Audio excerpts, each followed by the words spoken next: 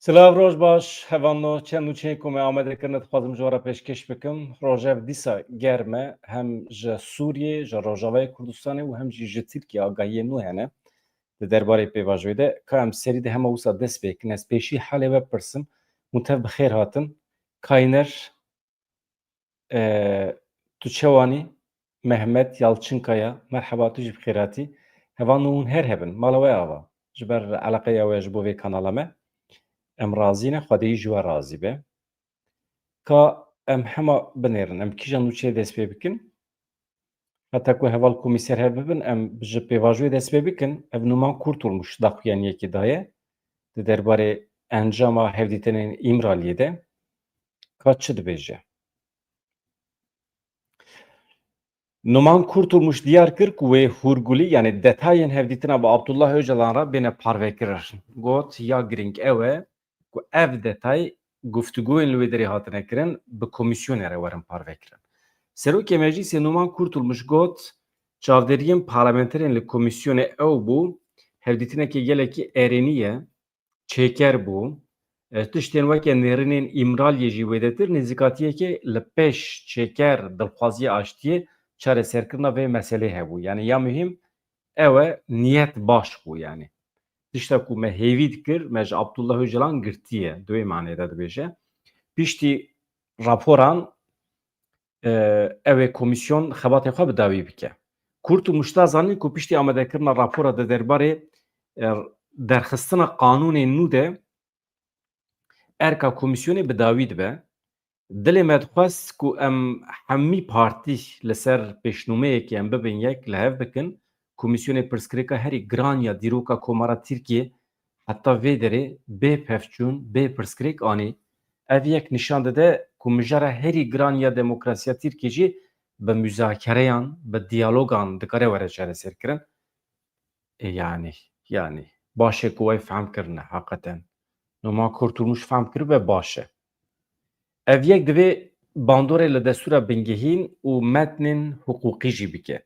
Kurtulmuş nîşan da ku pêvajo heta vê qonaxê jî bi hewekê baş hatiye, ji Ewropê ve jî wê derbasî qonaxeke xetertir bibe.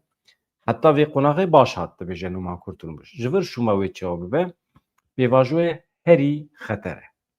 Yani qanûn têne derxistin, li meclîsê guftugû têne kirin, diyalog têne kirin, müzakere têne kirin. Ev qonaxeke zehmet e dibêje, divê tu kesekî berjewendiyên koma xwe yan jî menfaetên partiya xwe dernexe pêş. A muhîm divê pêvajo pêş bikeve. Çekberdana rêxistinê were tespît kirin. Divê li Sûriyê entegrasyona bi rêveberiya nû re were dîtin. Ez fehm nakim Serokê Meclîsa Tirkiye çima di dawî axaftina xwe de dîsa behsa Sûriyê dike, behsa entegrasyonê dike. Yew çi eleqa te pê heye? Ev însan heqeten bûne sapık ya, sapıkê Kurda. Ecêb in yani. Basa çi dikin, basa divê Kurd silahê xwe dayîne li her derê dunyayê. Baş e ku li Japonyayê çek û silahê Kurda tune. Raportörê Parlamentoya Avrupayê Tirkiye Nacho Sanchez Amor bi hevserokê giştiyê Dem Partî Tuncer Bakirhan re hevdîtinekê pêkanî di hevdîtinê de pêvajo hate guftûgû kirin. Ev jî mijarekî muhîm e. Ez hema temeciyê me hevanno. Raportörê Parlamentoya Avrupayê Tirkiye Nacho Sanchez Amor bi hevserokê giştiyê Partiya Wekevî û Demokrasiya Gelan Dem Partî Tuncer Bakirhan re li navenda giştiya partî hevdîtin pêkanî, di wê hevdîtinê de bûyer geşedanên tekildarê pêvajoyê aştî û civaka demokratîk hate guftûgû kirin. Xêr e, Parlamentoya Avrupayê çima tê Tirkiye û hevdîtin bi Dem Partiya re çê dike. Ez dibêjim ev jî tekiliyên muhîm in. Me pir dixwast ku meseleya Kurd, Kurdistan, dawa Kurd nebe meseleyekî navxweyî ya Tirkiye, bibe meseleyekî navnetewî. Wextê ku bibe meseleyekî navxweyî a Tirkiye, wê demê doza me dibe doza demokrasiyê bitene. Doza demokrasiyê jî sibê du sibê dewleta Tirkiye êrişê ser bajarên Kurdan bike, bavê jî ser gundên Kurda, însanên me, rêveberên me ê partiyên siyasî bixe hepsê, wê demê em nikarin biçin bersaziyên Ewropayê em gilî bikin. Em nikarin biçin netewên yekbûyî jî. Em nikarin biçin tu derekî û xelkê ji me re çi bêje? Ya mesela we ya navxweyî ye, mesela demokrasiyê ye. Ne tenê li cem we li her derê Afrikayê problema demokrasî heye, li Latin Amerikayê problema demokrasî heye. Heta li cem me Ewropayê jî problema demokrasî heye. Xemnine herin ji xwe re malê xwe de rûnên rojekî wê demokrasî were Tirkiye nexeme. Ew ê ji me re wisa bibêjin. Lê eger em mesela xwe ya navxweyî, mesela Kurd, dawa Kurd an mezin, eger em weke meseleyeke navxweyî ya Tirkiye nebînin, em weke meseleyekî netew bibînin, çawa ku netewa Tirk heye, ulusa Tirk heye, ulusa Kurdan, netewa Kurdan jî heye, wê demê dibe meseleyekî navnetewî. Netewên yekbûyî mecbûr e dosyeyekî veke di derbarê Kurdan de. Şertê wan hene. Divê milletek divê li ser coğrafyayekî bijî, yani xwedî coğrafya be. Milletek xwedî ziman be, aynî ziman, aynî coğrafya. Wê demê dibe em dikarin weke netew qebûl bikin. Em dikarin hemî mafê wan ê ji newtewbûnê tê çi ye em qebûl bikin. Weke ziman, perwerdeyî. Yani dibe coğrafyekî tê hebe. Yani pensit Kurd li vê derê, pensit Kurd li Amedê, Stenbolê ve wê demê tu nabî netew. Ji coğrafya te tune. Ji ber vê yekê bi salan e hem li Sûriyê, hem li Iraqê, hem jî li Tirkiye, dewleta Tirkiye, ev her sî dewletên dagirker tim hewl dane demografiya Kurdistanê biguherînin. Yani di coğrafyaya Kurdistanê de hejmara Kurdan kêm bikin a Tirkan bixine, a Ereban bixine. Bi vî şiklî êdî Kurd nabin xwedî coğrafyayekî yekgirtû. Ev proje wan bû tabî bi ser nakeve. Bi ser nakeve. Em milletek qedîm in, 5000 sal vir ve em bi erd re eleqedar dibin. Xwedîkirina sewalan, erd, em xwediyê cîh in. Xwedî cîh yani. Em ne koçer. Ez behsa koçerê me yê navxweyê Kurdan nakim. Em ne macir in. Em ji Asya navî nehatine. Em mirovên milletên daîmî ê Mezopotamyê. Em tim li wê derê ne. Belkî ji Sumêra vir ve em li wê derê bûne. Ew meseleyekê din e. Belkî dibêjim. Belkî Sumerî bavûkalê me ne. Yek ev adî jî hevan no edaleta Tirk biryara xwe daye di derbarê colemêrgiyê şaredariya colemêrgî de rezaletekî bi serê xwe ye. Ecayîb tiştekî ye. Merû çi bibêje mesela ji van însanan re tu yê çi bibêjî? Ji dewere nebêje qaşû pêvajû heye. Yew qaşû pêvajû heye. Ev dadgeha colemêrgî biryara xwe daye girtina hevserokê şaredariya colemêrgê Mehmet Siddîk Akış ku qeyyûm li şûna wî hatibû dayîn, hatibû tayînkirin, dibe girtina wî berdewam bike. Rûniştina doza wî jî taloqê 18 Sibatê kir. Sibata piştî sê mehê de.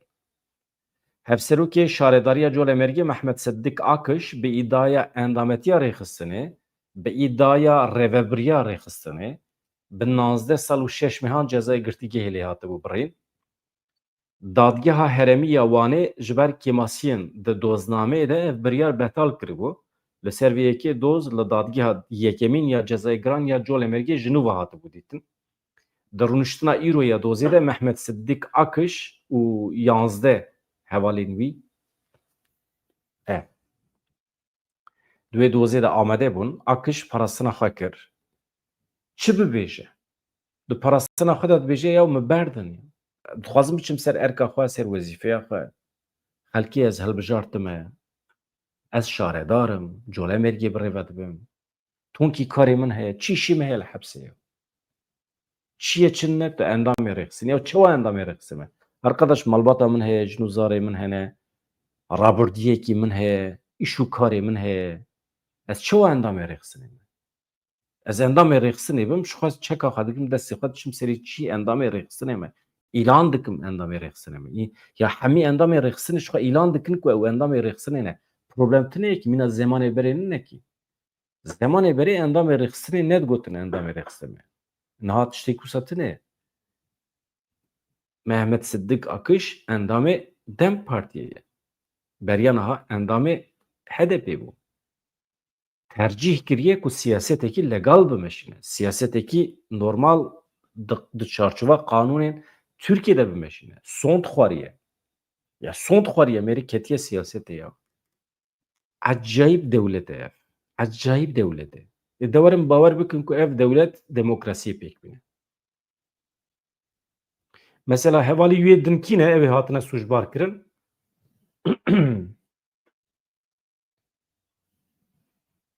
Mikail Atan, Hifzullah Kansu, Seyhan Şahin, Hüsna Sağan, İzzet Belge, Tahir Koç, Faruk Yıldız. Vancı parasına fakiriye. Vancı xastiye varın berat kirin, varın berdan. Yani. Şandaya dadgehê piştî godariya herkesî biryar da ku rewşa girtîbûnê yê akış berdevam bike, rûniştina doza wî jî ji bo 18 Sibata 2026 were paşxistin. Niha ez dîmenekî bînim ser ekranê hevan me, ez dixwazim em bi hev re temaşe bikin. Ev jî rezaletekî pir mezin e ama başê ku wêdî safî bîye.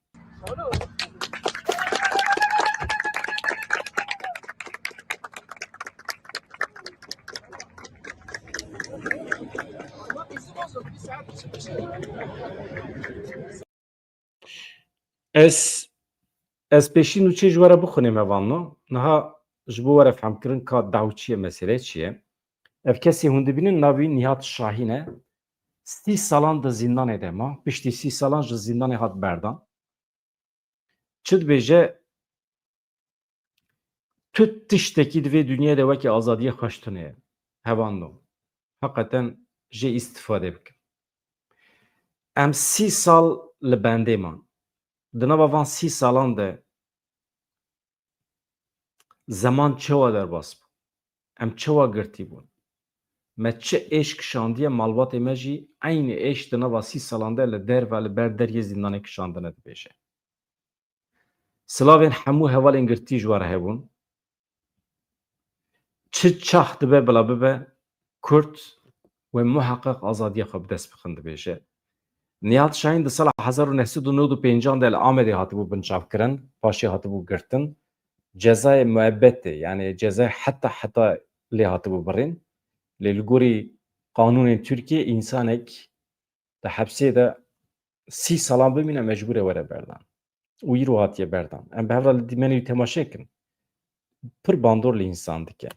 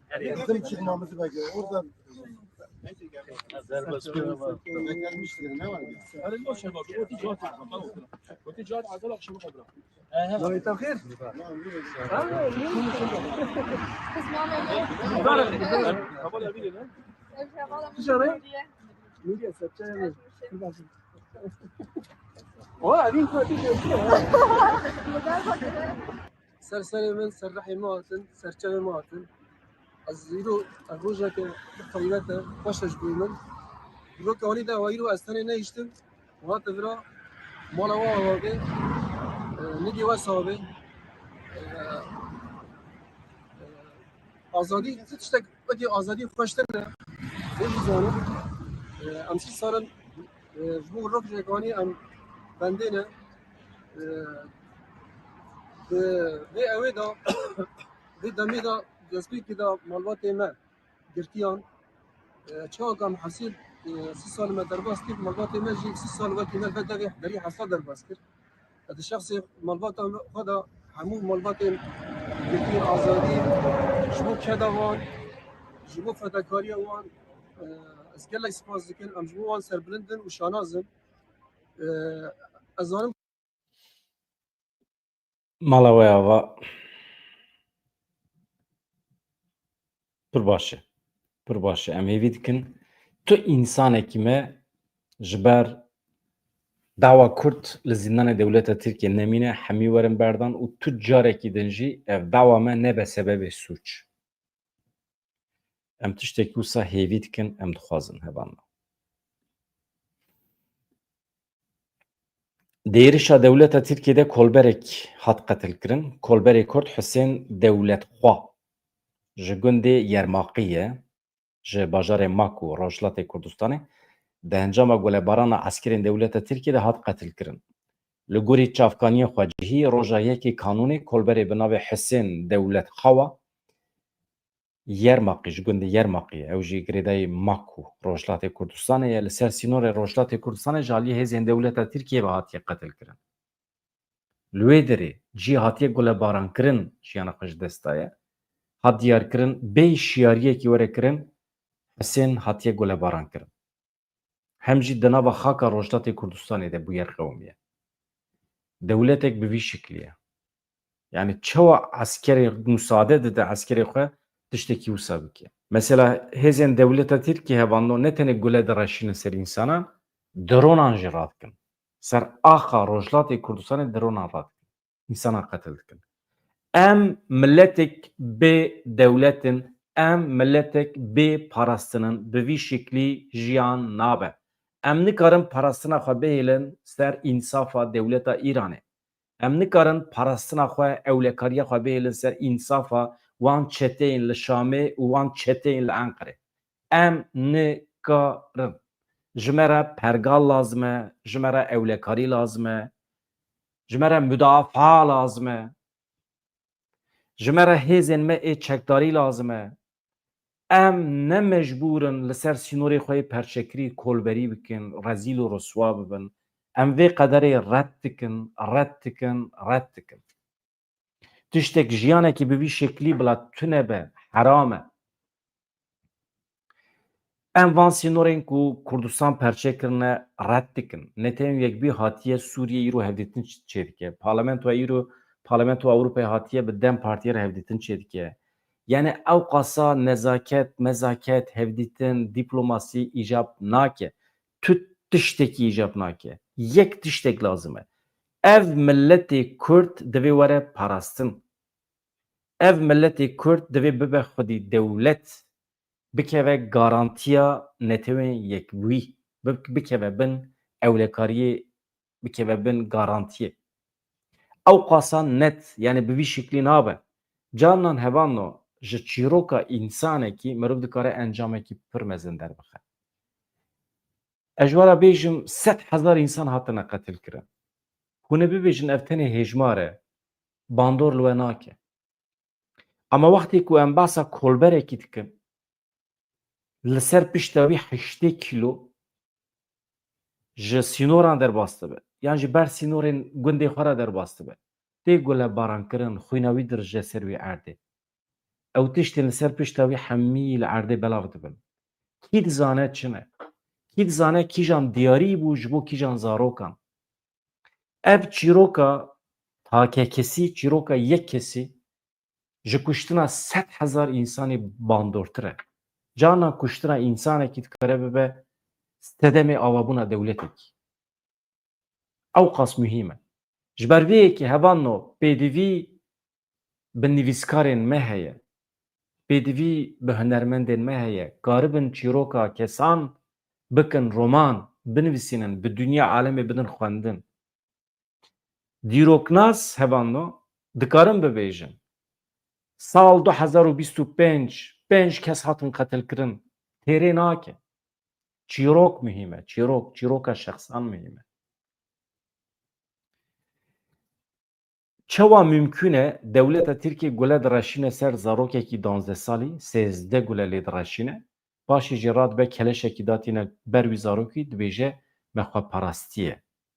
Me ew kuştiye ji ber ku êrişê me kir. Zarok 12 salî ye. Çîroka vî kesî eger nebe roman, bila şermezar bibe hemî nivîskarên me. Ya îcab nake hûn ji xwe re bêjin nivîskar û rojnameger û dîroknas û nizanim çi îcab nake. İcab nake. Bila kes nê ji min re behsa nivîskariya xwe neke. Heta ku çîrokên şexsî yên mirovên welatê min nenivîsîn. Kes ji min re çîrokan, kes bila ji min re behsa nivîskariya xwe neke. Di vê dewrê de eybek mezin e, şermek mezin e ku nivîskarên me ji bo bibin nivîskar dinivîsîne. Ji bo bibî nivîskar nenivîsîne. Binivîsîne çîroka însanên welatê min di dawiyê de tu bûyî nivîskar, nebûyî nivîskar cehnema tekîne ne mühîm e. Ama binivîsîne. Ama binivîsîne. Title ne mühîm. Mirov ji xwe re bibêje rojnamegerim. nivîskarım, nizanim çi me, bana ne mühim? Tenê bixebite, tenê bibêze, çîroka însanê min bêje. Dîroknas behsa reqeman dikin. Bila reqema bibêjin. Ew dikevin dîrokê. Lê mirovên wêjekar û edebiyat û hunermend nakevin hêjmara. Dikevin nava çîrokên şexsî, hestên însanan mizdidin.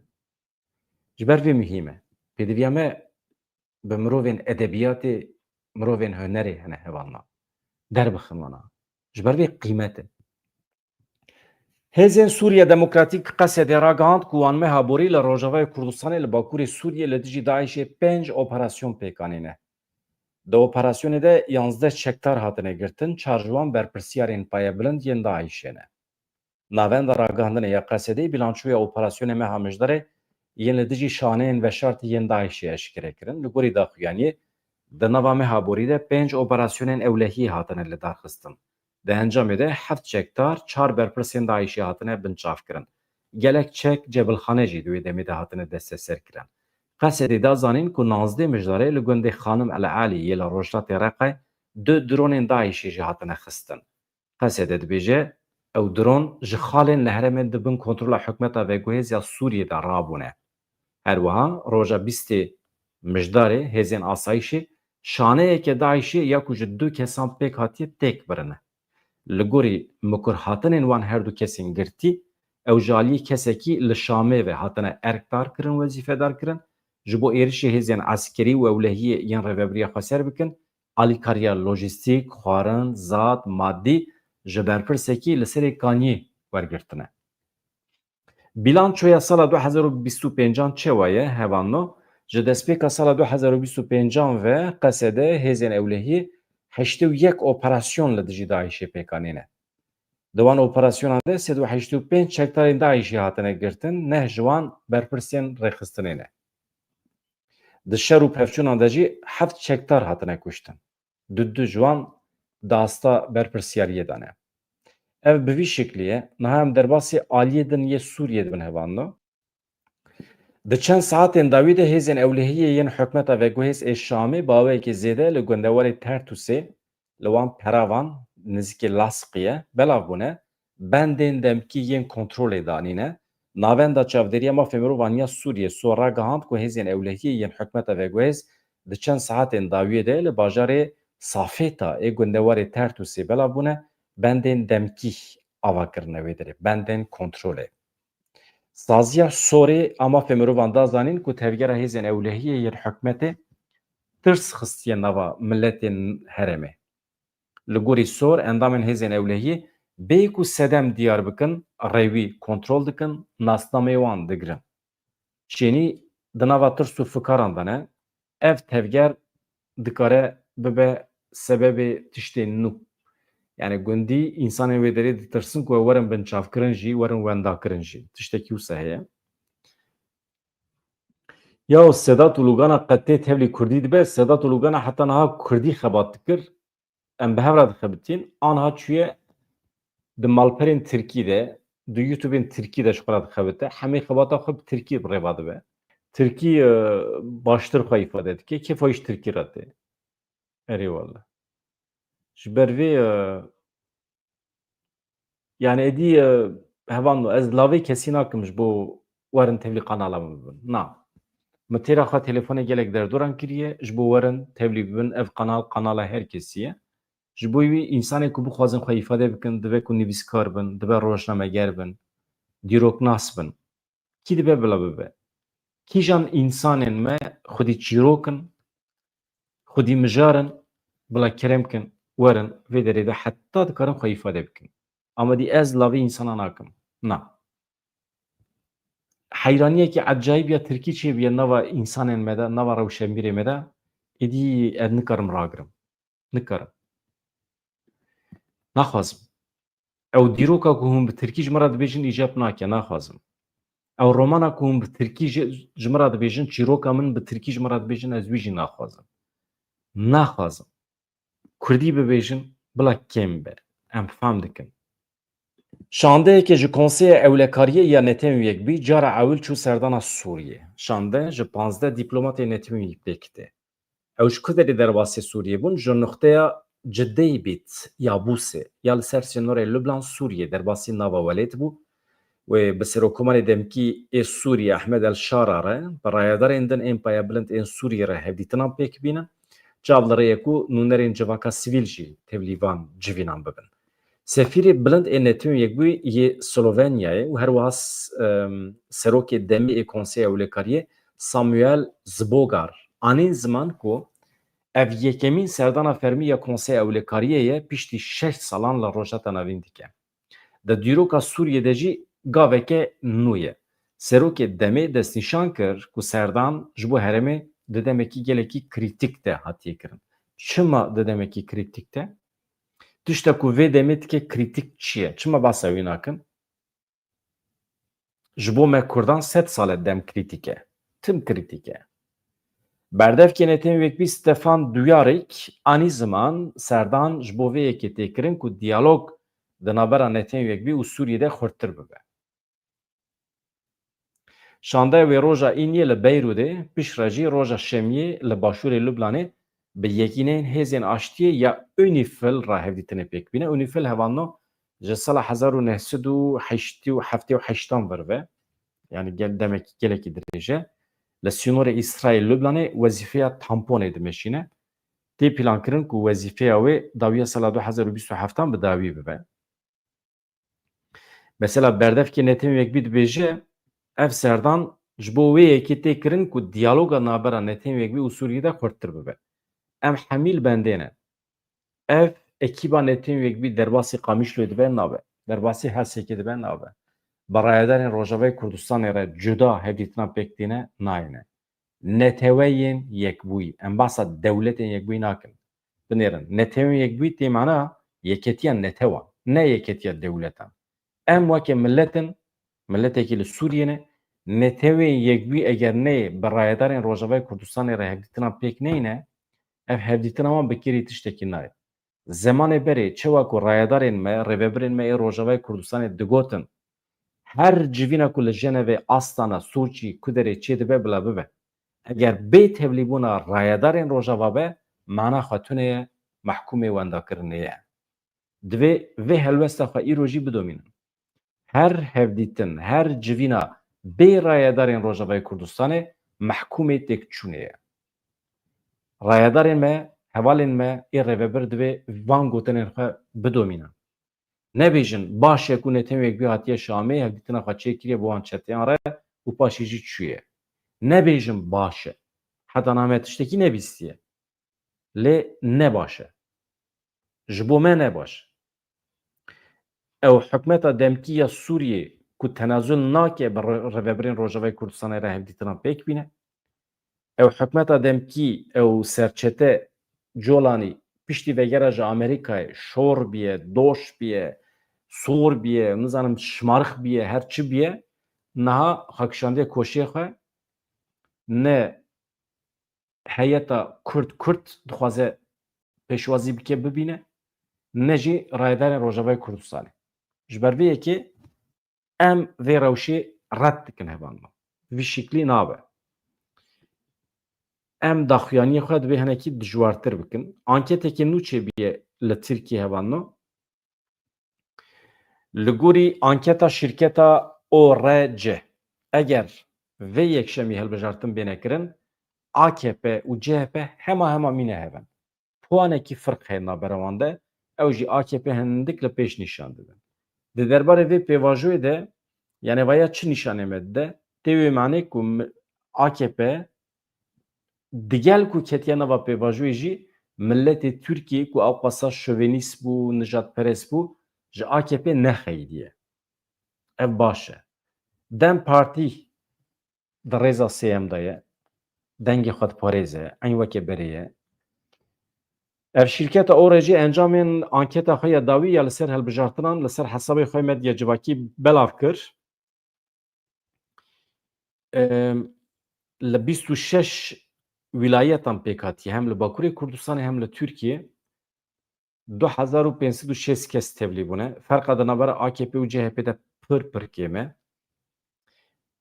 Mesela hevalno li gorî encaman ji sedî 33.2 gotine em dengê xwe didin AKP, ji sedî û sî û du jî gotine em didin CHP. Yani sî û du û sî û sê ye. Ferqa di navbera wan de tenê puanekî ye. Dem Partî bi rêjeya ji sedî 7.9 yani 8 em bêjin. Bu partiya sêyem. Wekî din MHP çawa ye? MHP ji sedî 6.8 e. Piştî MHP İYİ Partî wekî hevin ew jî 6.5 e. Partiya Zaferê 3.4, Yeni Refah 2.8. Dem Partî dengê xwe bilind nake. Li nava coğrafyaya fermî ya dewleta Tirkiye, Türkiye Bakurê Kurdistanê sedî 25 Kurd eger dengê xwe bikar bînin dikarin bidin Dem Partiye. Lê Partiya Dem Partî bi qasî ku bikare ve xîtabê her kesî bike hebatê nameşîne. Xîtabê hestî netewî Kurda nake. Ji ber vê hinek di zehmetî de ye. Yan jî dewleta Tirkiye dengê ji bo Dem Partiyê de dize ez wî nizanim. Normal potansiyela me hevano sedî 25 li Tirkiye. Yani em dikarin bibin hikûmet. Mesela anha dengê AKP sedî sî ye. Ne? Ême jî sedî 25 mümkün e çêbibe. Yani em dikarin. Sedî 5 jî demokratên Tirk qet tune ne? Qet însan tune ne demokrasiyê biparêzin û dengê xwe bidin Dem Partiyê. Hene em dîsa dikarin sedî sî bi dest bixin. Em dikarin mümkün e. Lê di çarçoveya kîjan yasayan da mesele ew e. Yani em sibê dûspe sedî sî deng bi dest bixin û werin ser hikûmetê. Em li gorî kîjan yasayan vê dewletê birêve dibin. Em ê jî operasyonan pêk bînin. Ji ber ku li gorî yasayê wisa ye. Yani em ê karibin qanûnan biguherînin. Ji ber vê hevano mesele ne tenê hikûmet e. Mesele ne rêvebirin e. Mesele bengeha dewleta Tirkiye riziyê pûç e. Yani ez jî aniha bibim Serokvezîrê Tirkiye nikarim ti tiştekî bikim li gorî qanûna. Çünkü beriya her tiştî dibe el li meclisê son bixwim. Dibe ez hebûna xwe qurbana hebûna Tirk bikim. Yani varlığım Türk varlığına armağan olsun ya. Yani faşizmekî ji vî zêdetir tune vê dünyayê de. Tu viya bi zarokan dîkirin. Yani vana hemî faşizmin, zulmün, rezaletin me basa konsolosxanê kir hevanda. Balyozê berê yê Amerîkayê Iraqê Douglas peyameke tund da dewleta Iraqê. Dibêje lazim e komên çekdar di postên bilind yên hikûmeta pêşiya me de neyne erkdar kirin û wezîfedar kirin. Douglas Süleyman êrişa dawî ya li qada gazê ya Kormarê bi tundî şermezar kir, got ew komên êrişkar yên ku êriş pêkanîne em dizanin kî ne? Ji aliyê teorîk ve dibin fermandariya hikûmeta Iraqê û serokwezîr de ne, lê diyar e ku baweyekî serbixwe kar dikin ev komên çekdar. Eger ew bawer bikin ku dikarin êrişê Kormarê bikin, yani ev hêzên çekdar, sibê ew ê êrişê armancê din jî bikin. Silêman teqez kir ku îdareya Trump, Amerîka van koman red dike. Destûr nade ku Iraq din saziyê xwe ê eskerî de cih bide van koman. Balyozê berê bi kelecan behsa vekirina konsolosxaneya nû ya Amerîkayê ya li Hewlêrê jî kir, got kifşe diyar e ku dewletên Yekbûyî yên Amerîkayê dixwaze bi rêya vê avahiyê nîşanê Kurdan bide ku ew daîmî ye li vê derê demdirêj e, hevkariyeke xurt bi Kurdistanê re didomîne. Silêman bi mixabinî behsa nakokiyên di navbera pedekî û yenekî de jî kir, eşkere kir ku wî gelek caran hewl daye dema ku wezîfedar biye, hewl daye navbenkariyê bike, lê tu car bi ser neketiye. Halbikî dibe meseleyên navbera wan da pir piçûk in jî, ne mezin in jî. Niha em biçin Dêrsimê hevano, li Dêrsimê hûn zanin çi ye mesele? Ez gotina Bakurê Kurdistanê pir hez dikim. Em bibêjin. Em Başûrê Kurdistanê jî, Bakurê Kurdistanê jî tim bibêjin. Li Dêrsimê, kîjan Dêrsim? Dêrsimê li Bakurê Kurdistanê. milletê me li wê derê nerazî bûn nîşanê nêçîrvanan didin. Dibêjin li ser xaka me nêçîrê nekin. Heywanên me ê kuvî telef nekin. Êriş nekin. Milletê me Dêrsimê parasvanê xweza ye. û ji rayedaran dixwazin ku ev nêçîr were qedexekirin. Kîjan rayedar? Rayedarên me hene? Tune ne. Dêrsim dibin kontrola kîjan dewletî de ye? Dewleta Tirk de ye. Ew dewleta Tirk ku bi hezaran caran Dêrsim bombe kiriye. Çawa dikare were nêçîra wê derê qedexe bike, heywanê wê derê telef biparêze, însanê wê derê biparêze. Çawa mümkün e? Ji destpêka komarê vir ve, Cumhuriyeta Tirkiye vir ve, însan sağ nehiştin Dêrsimê. Her perîşan kirin. Nêçîrvanên ku ji bajarên cuda hatine Dêrsimê bi destûra dewletê li nizîkê gundan nêçîrê dikin. Gundî ji vê yekê gelekî aciz in. Yani çi heqê vê dewletê heye destûr dide nêçîrvanan û dişîne Dêrsimê ji bo wan pêskoviyan. Çawa mümkün e ya? Ya merû xwe dide kuştin ji ber vêya ya. Serokê Baroya Dêrsimê Doğukan Kuda çû serdana gundê Sorekê ê navçeya Mazgirdê. Li wê derê piştgirî da gundiyan. Li ciyê ku însan lê dijî mirov nikare behsa nêçîrê bike. Mesele ne ku ciyê lê însan dijî. Ew heywan divê werin parastin beriya her tiştî. Serokê Baroya Dêrsimê diyar kir ku divê mafê jiyanê yê heywanan were parastin. Em ê li dijî her kesî rawestin ku nêçîrê xurt dikin, teşwîq dikin. Bi taybetî behsa qadên nêçîrê tê kirin lê em li vê derê dijîn. Ev ne qadên nêçîrê ne. Ev cî heyatê ye, cî jiyanê ye. Qadên nêçîrê heremên ku ji aliyê dewletê ve tên parastin xurtkirin, ji bo nêçîrê têne teşwîqkirin. Ew in. Mirov nikare li van gundan li ciyê ku mirov lê dijî behsa qadên nêçîrê bike. Welatî dibêjin, herema wan wekî herema nêçîrê hatiye diyarkirin. Ê de werin sakîn be. Ciyê ku gundî lê dijîn weke qadên nêçîrê hatine diyarkirin. Ji ber vê yekê jiyana kovî zerareke zêde dibîne. Em dixwazin destûra nêçîrê were betalkirin. Welatî Xidir Kaplan alî ziman ku nêzîkê 2 mehan ez çûme heremê li wê derê me li vê derê nêçîr tê kirin. Em gundî bi pirsgirêkên mezin re rûbirû ne. Em dixwazin ev mesele êdî were halkirin. Yani nêçîrvanên ji bajarên cuda yani Tirk têne dikevin nava milkên me ê tapûkirî. Yani privat û li wê derê nêçîrê dikin. Ji bo her nêçîrvanî mafê nêçîrkirina 2 kev û kîvroşkan heye. Em dixwazin ev destûr were betal kirin, nêçîr were qedexe kirin. Em naxwazin li heremê nêçîr were kirin. Wekî tên Kaya Çelik jî dibêje ya kesên biyanî çawa dikarin werin Dêrsimê nava mal û milkê me nêçîrê bikin. Hemî aynî tişt dibêje. Em naxwazin li herêma me xweza were wêran kirin, talan kirin. Ev yek ne li gorî me ye, ev li gorî dervayî mantiqa me ye. Li Dêrsimê 30 herem wekî qadên nêçîra dewletê hatiye îlan kirin. 10 herem wekî qadên nêçîrvaniya giştî hatine ragihandin. Yani rewşekî bi vî şeklî heye. Ya di van demên dawiyê de ji Mûşê pir xeber tên ji me re ku beraz pir zêde bûne. Beraz yani xinzîr yani domuz. Baş e? Wanê kuvî. Zeviyan talan dikin, xirab dikin, bostanan wêran dikin û êrişê însanan dikin. Mesela ew beraz hem pir zû li hev zêde dibin û hem jî bawekê komî digerin. û însanê me jî ji ber ku goştê wan naxwin, nêçîra wan jî nakin. Ji ew jî li hev zêde dibin, li hev zêde dibin. Niha wisa bîye êdî însan bi şev nikarin derkevin derva ji tirsa wan beraz in. Niha ez nizanim ku mirov çawa bike. Ew jî problemekî. Madem ew nêçîrvan ew qasa diçin wan heywanên tenha digerin, heywanê ku nayêne dîtin,